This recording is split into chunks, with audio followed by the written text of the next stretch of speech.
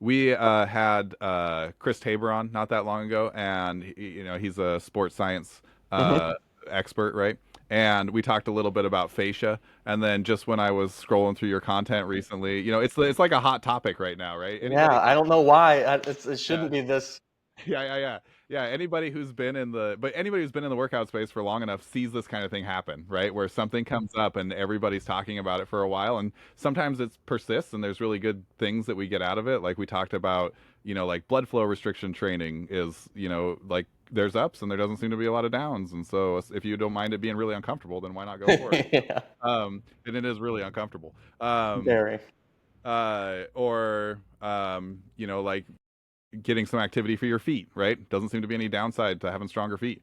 But we talked to him, and he was, his kind of takeaway on fascia was like, we can't really measure if it's responding to training. It's not an active part of our movements. Could you talk to us a little bit about the world? Like, you're gonna see some fascia hype on your Instagram feed.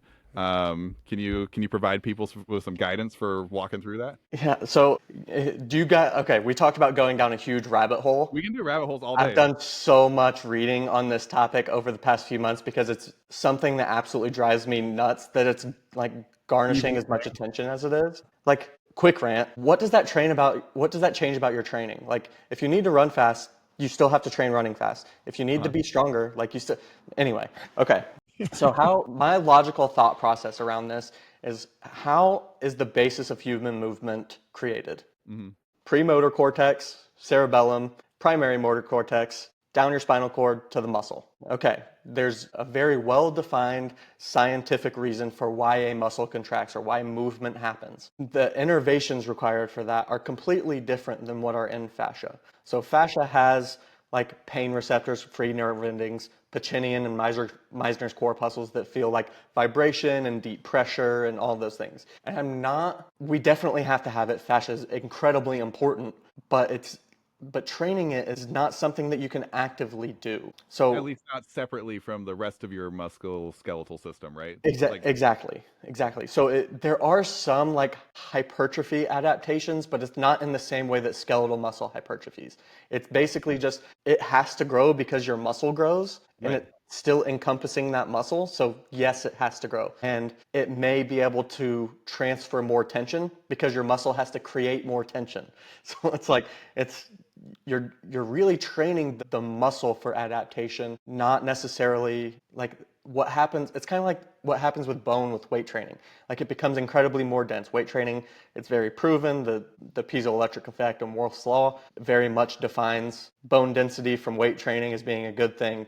But it's not, oh, I'm going to the gym today to work on my spine's bone density. No, I'm going to make my back stronger and whatever other ancillary benefits that I get from that, awesome. Yeah. Mondays is squat, Okay. today's bone density. Gonna just Bingo. for the sake of giggles, I'm gonna advance a bone density training strategy because I did this with a guy in high school. Okay, are you ready? You take just like say 2 or 2.5 times whatever you can squat, and you do like 1 inch partials where you just stand under the weight. Just big rack holds. Yeah, It yeah, was, and it was one of those things where he was very strong yeah. He was super strong. and we were kids. Yep. So what he says was Yeah. like, well, shit. And then you had everybody in there just like, Oh, he can do Yeah. 1,000 pound rack hold. That's Yeah. awesome. Let's do that. Bone training. well, there was a specific rack that was built by our old coach that was Mm. just for those like Yeah. Just for heavy yeah, partials. heavy I partials. mean, so to be fair, Chinese weightlifting kind of has a similar rack that's built that's basically just for like overhead, like jerk holds. Yep. So they can set the bar to here, just do their jerk recovery, and then drop it back down. And it's like spring loaded. It's a really nice rack, but so they designed an individual implement Yep. like you're saying. Well, I mean, I'm not knocking on partials or isometrics or anything else, but I'm just trying to highlight the idea of, Yeah. how silly it is to just try to train for bones or We're whatever. in the wrong. Partials and isometrics have a Maybe lot of we stuff. should just launch the bone density The bone density program, program. nobody's in that space right now. Yeah, We could fill it up. and it's just The basic weight training. hyper density bone training. There you go. Uh-huh. Yeah, one thing I did want to say when we were, it's actually how I had originally found you and started watching your stuff was, it was the guys. I don't even know who the hell they are, but they were talking about full range of motion leading to cancer. He's like Jesus. the hottest take ever. And I was just like, this guy, I don't even know what you would call that, right? Like the people that, like experts that review and then like give you like the, like these people are dumb. Like Yeah. whatever you would call that lane, you are the nicest I've ever seen. Dude, I was just like, this is the most polite way to say like these people are fucking morons I've ever seen. Like, it was so awesome. I was just like, dude, the I gotta have him on. the problem is, if you ask my friends, I'm a dick. Like I tell it how it is. I very very limited filter. But my wife told me that I need to be nice on the internet because her mother sees it. So I try to criticize as much as I can without just being like, this guy's IQ is 30. Like, So, um, is there any like out of all the fascia research that you've read? So I've mostly seen stuff about it that seems like it makes sense from either like we're training some kind of like reactive power, like plyometric thing, or from pain management. Mostly from pain management. so So yeah, yes, yeah. there's some validity to the pain management side Hmm.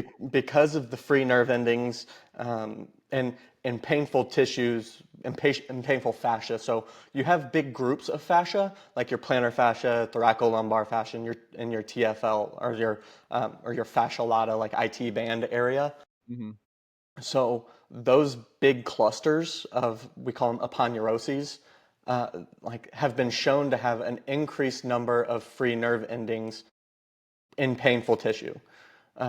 So they can respond to that pain very well, but there's no structural change. It's basically, it's called pain gate control theory. So essentially, you put that pressure down, the speed of the signals in the neurons that sense pressure and touch and heat and cold. So those signals go faster than pain signals because pain neurons are unmyelinated. So they don't have that tubing around them to help with conduction speed. So when you put your thumb on a painful muscle or you smash your hand in the car door and you shake your hand, like those signals get to the brain faster than pain. And the more we can make that painful tissue pain-free, the better outcomes we're going to have when we get back to normal activity. Hmm.